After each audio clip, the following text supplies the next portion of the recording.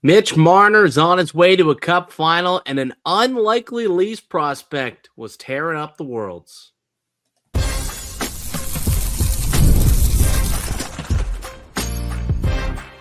You're Locked On Maple Leafs, your daily podcast on the Toronto Maple Leafs. Part of the Locked On Podcast Network, your team every day.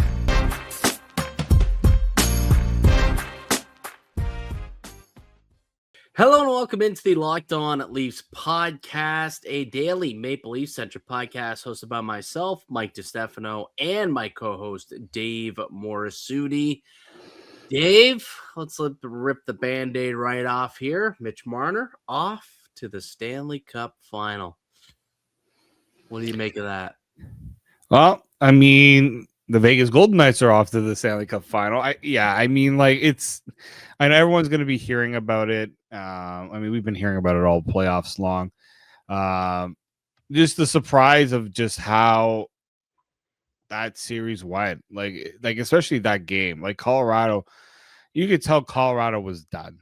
Like, dude, broken. That was a broken spirited team. They are so injured, so hurt. They just, I can't wait to see exactly what the injury report is, but there's going to be a laundry list of injuries, I think, for that team. Like, it just didn't look like they had much left in the tank, which is so unfortunate because they're a great team all season long. And, to get steamrolled like that and get swept in the conference final, just, very unfortunate way for that team to end the year. And it was a big shock to everybody to see that happen. Even Mark Stone, when he was being interviewed after the game yesterday, it's as much a shock to us as it is to you that we won this thing in 4 games. I don't think anyone, even the guys in the Vegas locker room, were expecting for that to happen, but it happened. And obviously you look at the Vegas Golden Knights and what they've been able to accomplish in such a short time. It's their 3rd trip to the Stanley Cup Finals in just 9 years of existence. And I saw somebody also posted that it'll be their 9th banner that they'll be able to hang at T-Mobile Arena in 9 seasons. 5 division banners, 3 conference championships, and then obviously the Stanley Cup the other day or a couple of years ago.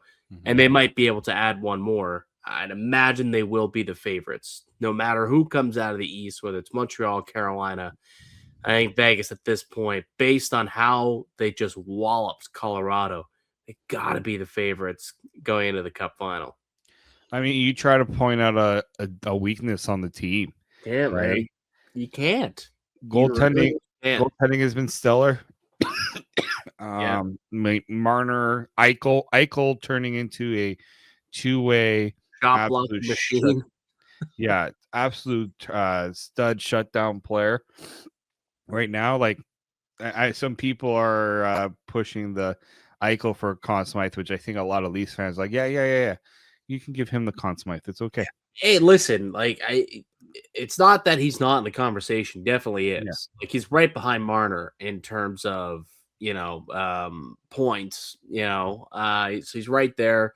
He does play the center ice position, which is a more difficult position to play. So, I'm here for that argument. I think right now Mitch is the front runner. He definitely is on FanDuel and probably should be. I think if the Cup Final had ended last night, I think that he would have got the Conn Smythe, but there's still a whole nother round to play for that to play out. But we're going to play some cosign, no sign today. So I'll start this off to weave in, the Maple Leafs and the whole Marner question together, because the way that this is all kind of playing out, I don't know, it's kind of comical a little bit, I guess. But let me ask you this, Dave, right? If this was back last June prior to the Marner trade happening, cosign or no sign, you would have signed up for Mitch Marner going to Vegas, winning a cup, winning a Conn Smythe,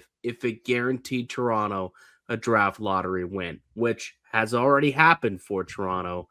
So now with this, would mean that you would sign up for Marner going on and doing his thing Cosign or no sign, you think you would have signed up for that back in last June? Short-term pain for the potential long-term gain. Maybe I probably would, just because I don't know if Mitch. It just seemed like Mitch was done with Toronto, and like you hear the comments, right? There was some dark. You heard there were some dark days here. Yeah. Like, okay, I can get that things were not great for your family. I don't know if I would I thought he was treated pretty well by the organization. I don't think he was run out of town by the organization. I don't think it was. I don't like the what's been said after the fact about all this. Personally, I'm still on the, you know what, it was, I think, needed for both sides to. I know as much as the Leafs want him back, if the player's not 100% into it, then you know what, you have to just take the break and just, the Leafs are, as much as they would want Mitch Marner, no, they'll hopefully get someone just as good when they get that when they go up to the podium in June. Yeah.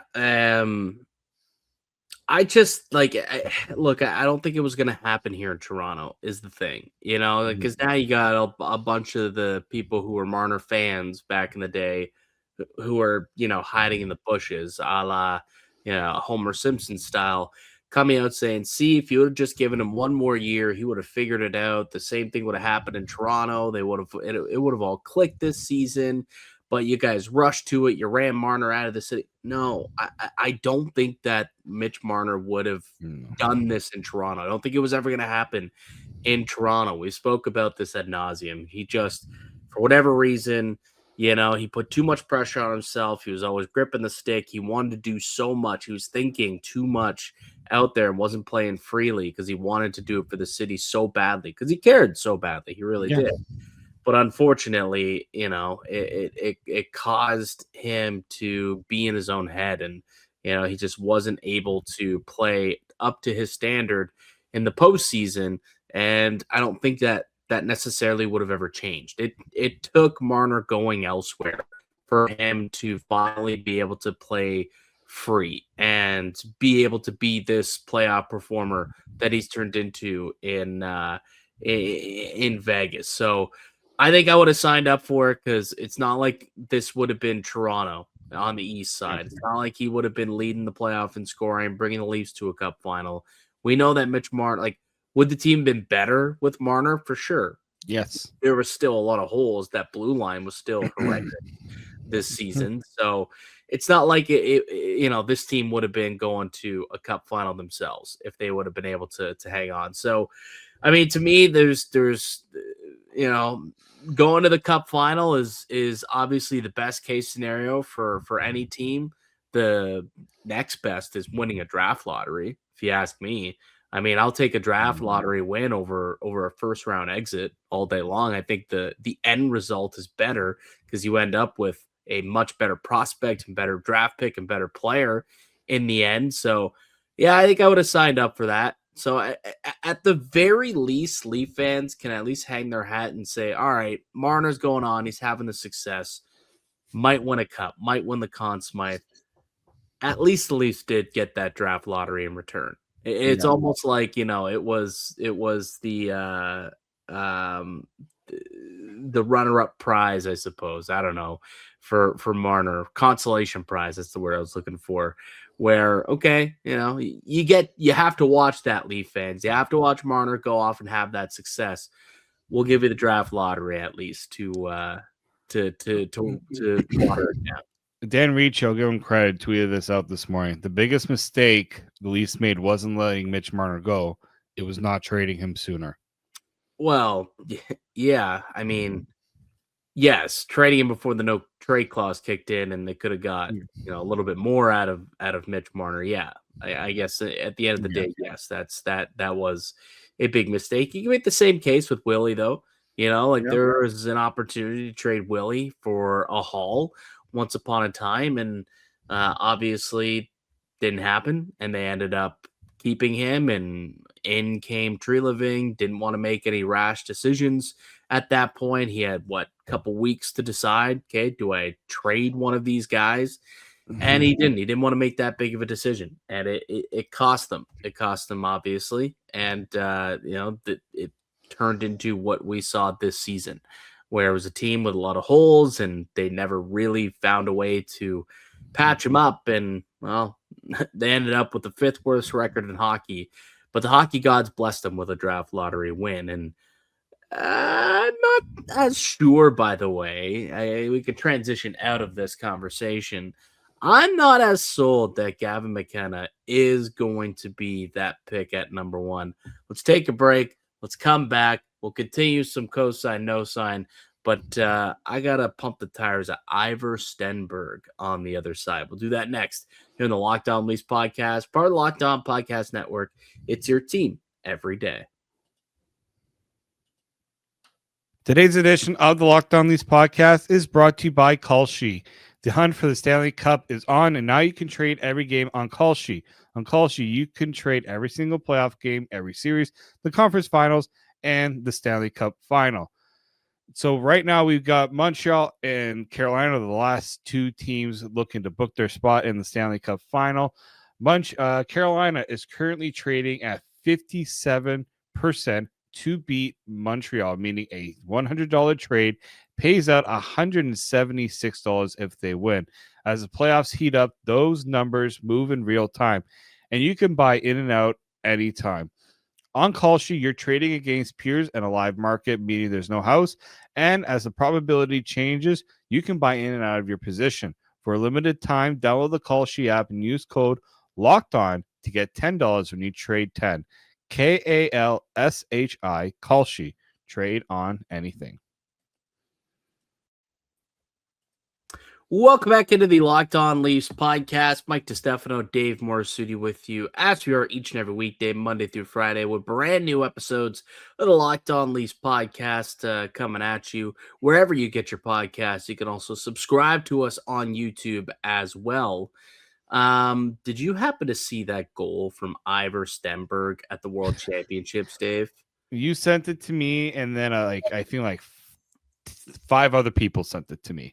So right after. Let's pull it up and let's play it for those who maybe missed it, because this was one of the prettiest goals I've ever seen. He absolutely deked the Slovakian defenseman out of his shoes. He was one-on-one with the defenseman, and he kind of cut to the middle. Went forehand to backhand, then cut across the middle. And when he did that, the defenseman just did 6 or 7 twirls, a 720 twist on the ice, if you will, on his knees, and just completely embarrassed him, and then sniped it top shelf.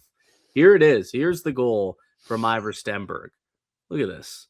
Oh my goodness. And then snipes it top shelf. Mm-hmm. And then I think they cut to, do they at some point cut Matt to the Sundin. crowd? They cut to the crowd, right to Matt Sundin in attendance. What's he writing down a few notes saying, "Hey, John, we might want to, second guess that pick at number 1. Maybe it's not as much a lock that we go McKenna, because this kid is something special." So, Dave, cosign, no sign. The Maple Leafs are second guessing McKenna at number 1. I'll say the only reason I'll say cosign is because there have been some people that have been pumping Ivar Stenberg's ability to go number 1, his tires. The thing is they're 2 different type of players. Like, Stenberg is seen as the more well-rounded player, while McKenna is viewed as kind of the higher offensive ceiling player, right? Do I think the Leafs could go wrong either way? I don't think so. It's just they could go wrong. They could go wrong. Well, I mean, one player could always. It could be I'm trying to think of a good comparison, in terms of a draft where one player goes first, but the second overall went way better. I mean, you can make the argument, It's not necessarily 1-2, but like Ekblad and Leon Draisaitl, for Right. example, right? Like Ekblad, good player, right? Good player. Yeah. They won a couple of them, but like, Draisaitl is a completely different beast. Yeah. He was the Completely top different beast. player in that draft for sure. Right, exactly. Taylor versus Tyler, like was Taylor Hall the right pick, or should they have taken Tyler Seguin Right. way back in the day? It's look, at the end of the day, they both should be good players, but if one turns out to be a little bit better than the other, it will always, come back to that. Or it could be a situation that it was, many, many years ago when the Maple Leafs did make the right pick. They went with Matthews over Line, and obviously the rest is history. Toronto made the correct pick there.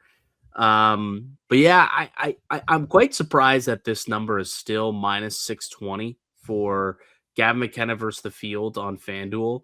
I just think that it's not as much of a slam dunk anymore that it's going to be McKenna. It still might be. I think it's probably still likely that it's McKenna. Like, I think he still should be favored to go number one. But I do think that there's enough smoke around Ivar Stenberg. There's enough smoke around Chase Reed, the defenseman from out west, where I don't think it should be that much of a lock that McKenna is the top pick. And the way that Stenberg is tearing up the World Championships against mature men at just 18 years old is really impressive. It truly is, and it makes you wonder, like, could the Leafs be starting to lean that way, just knowing, like, hey, what this guy's doing against grown ass men at the Worlds is pretty impressive stuff. And Would that have changed though if McKenna was also at the Worlds and doing well? possibly, yeah. I mean, yeah, for sure. Because if McKenna's doing the same thing against men, yeah, I think so.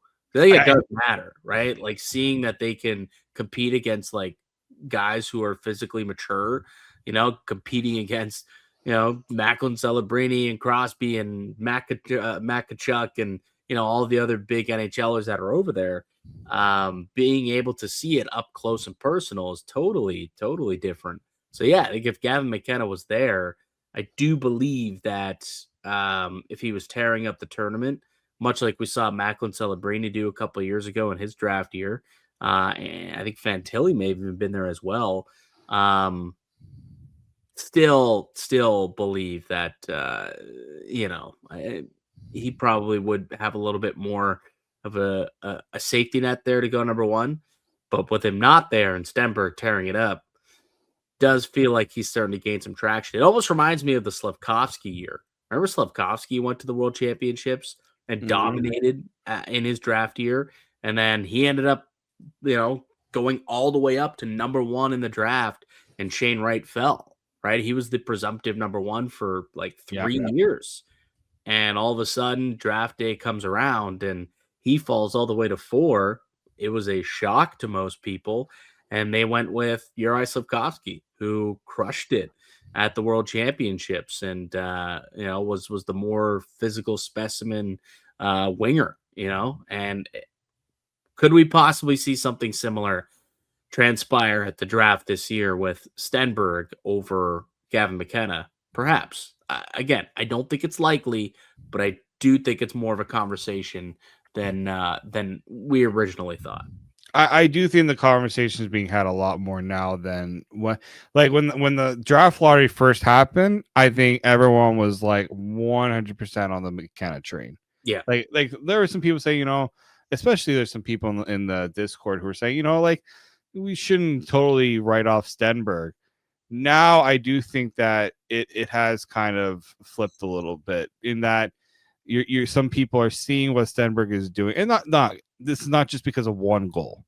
This is because of what he's done throughout the tournament. He has had a really good tournament, and this is what a great opportunity to showcase yourself. He's credit to him making that decision to go. Because some players, especially draft prospects, don't go to that turn because they don't want to get hurt. And because with the draft combine coming up, you want to be at the draft combine as well, because there's those important testings that happen at the combine that some teams value, right? but you know, Stenberg decided it's more important for me to go to the World Championship and show what I can do and help my draft stock, and also play for Sweden, because a lot of Swedish players they don't say no to the opportunity to play for Sweden. No, they don't. And I think he's helping his stock. I'll say that. I think he's helping his stock. Mm-hmm. You know who else has helped his stock at the World Championships? Tinas Luke Kobler of the Toronto Maple Leafs, their second round pick from last year, from Norway. This kid was drafted from Norway, and he has 5 goals, 3 assists, 8 points in 7 games for Norway at the World Championships at just the ripe age of 18. He's really putting on a show out there, and Leafs may have found a gem in this kid, might have found a gem, because much like we're watching Ivar Stenberg kind of tear it up as a young kid at this tournament, so is Tinas Luke Kobler, which, again, the Maple Leafs, barren cupboard when it comes to prospects. Maybe they got a gem here in this Tinas Luke Kobler cat, who I believe has now officially signed in the SHL. So he's playing for Rogel, I think. Yeah, playing for Rogel next season. So he'll get his opportunity to also play, a high level of pro hockey against men in the Swedish Hockey League. I'm kind of intrigued by this prospect the Maple Leafs have here now. Mm-hmm. I mean, there was some people who liked the pick. Again, it's hard. It was hard to project because, it wasn't like he was playing in a premier setup, right? When he was drafted, like you always have the thing with European prospects that when they get picked, they're not the top guys on the team. They're going out and scoring a bunch of goals. They're slow developments in a lot of ways, but I mean, guy has the size, 6'3". Elite Prospects has him at 198 pounds. It's pretty decent size. Still room to grow too at that. Yeah, exactly. And he's playing for a really good, in a really good league in the SHL. And you brought up the fact he's a point per game player at the World Championships. Like, Norway isn't viewed as a top echelon team, but they do a good job developing. Norway, just as a country, and if you look at what they've been doing with athletes, it's incredible. So it doesn't surprise me that someone like him is doing very well, and it gives. This is where, again, World Championships, you have to take it as one thing. You have to look at the whole picture for sure. Like, I'm not saying just because he's having to go World Championship, the Leafs have a bona fide stud prospect. Right. You just know that it's looking pretty positive for him. And this is what the Leafs need.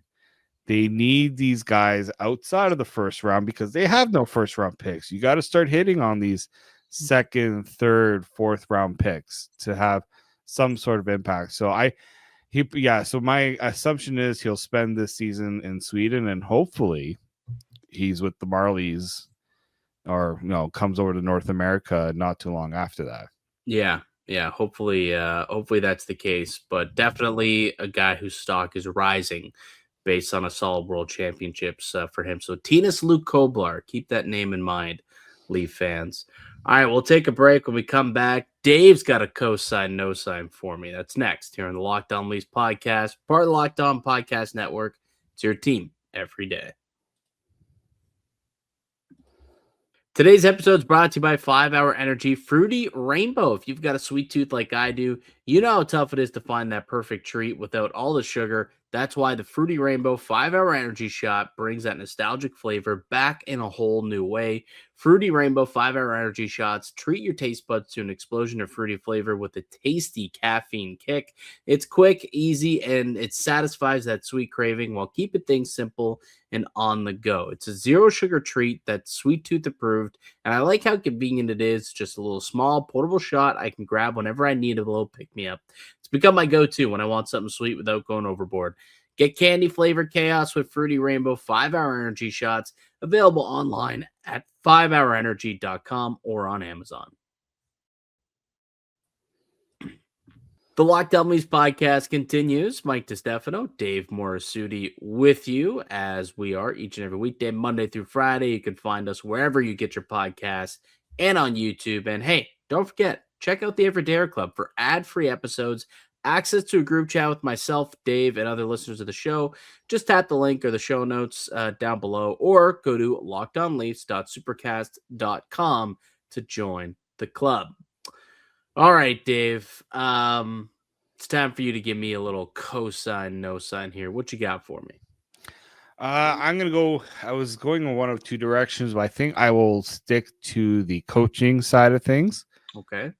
The Leafs will go with a first-time NHL head coach as their next coach.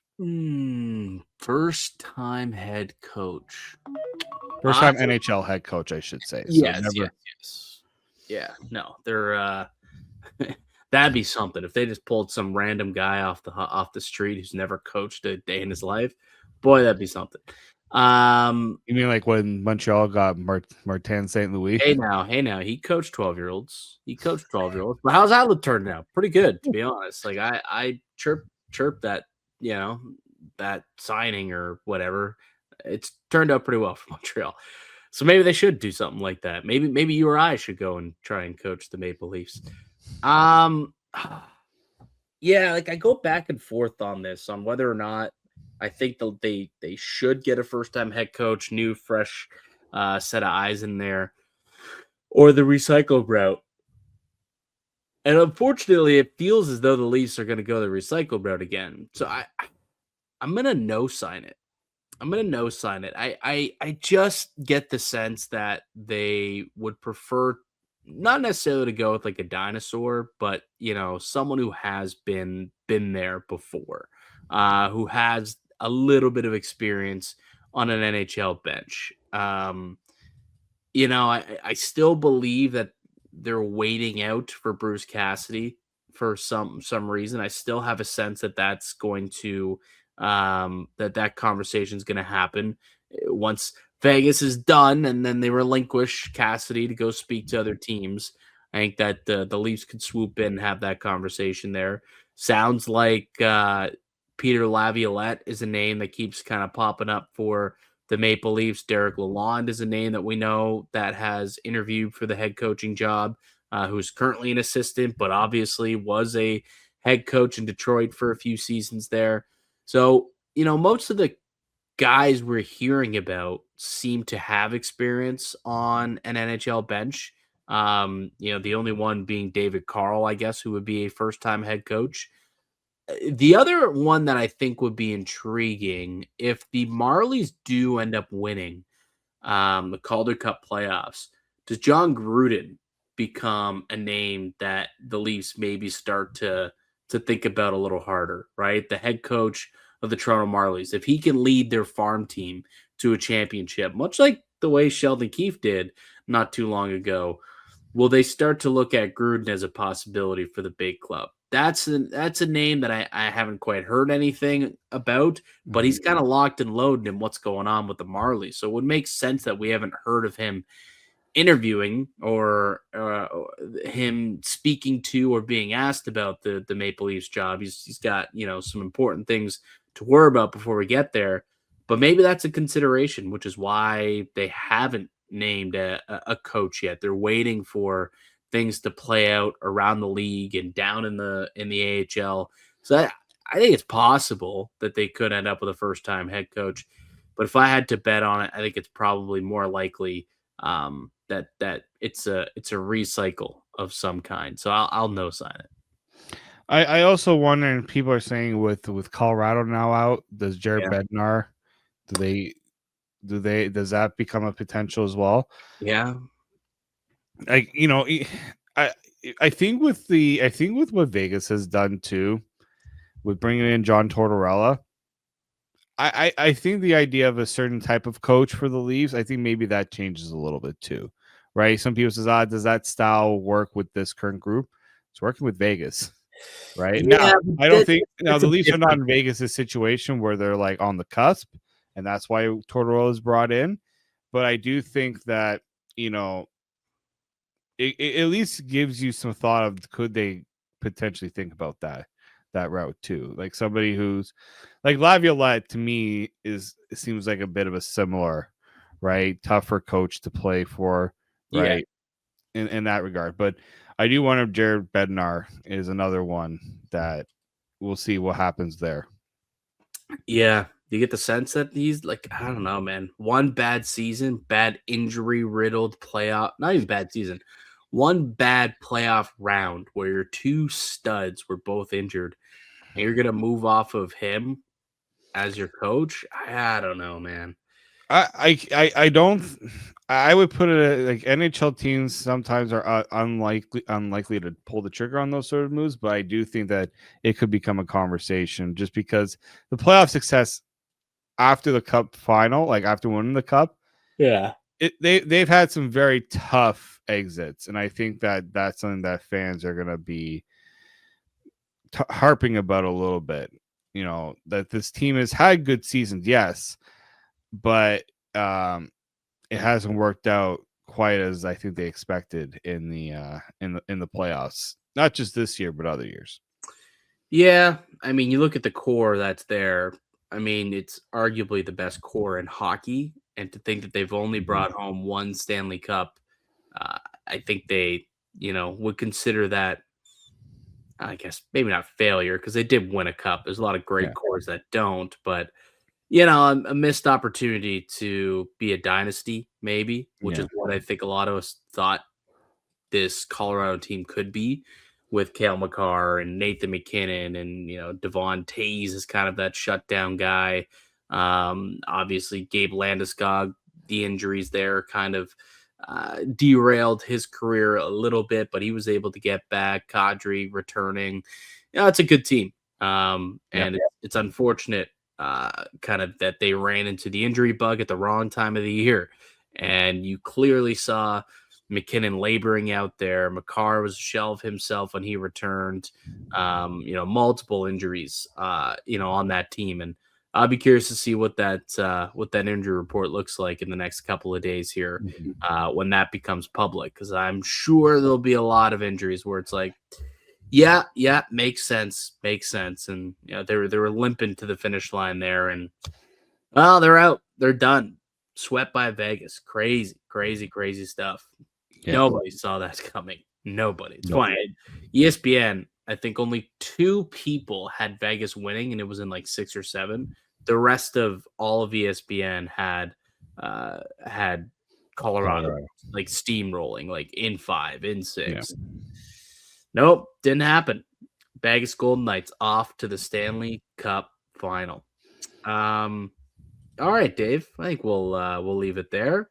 So that'll do it for us here today on the podcast. And thank you all for listening and supporting the show. You can subscribe to the Locked On Leafs podcast on all platforms and receive daily Leafs content. Follow myself on Twitter at Mickey_Canuck. Follow Dave at _Morassutti, and follow the show as well at Locked On Leafs. We'll be back with another episode for you guys tomorrow. Until then, keep it locked right here on Locked On Leafs.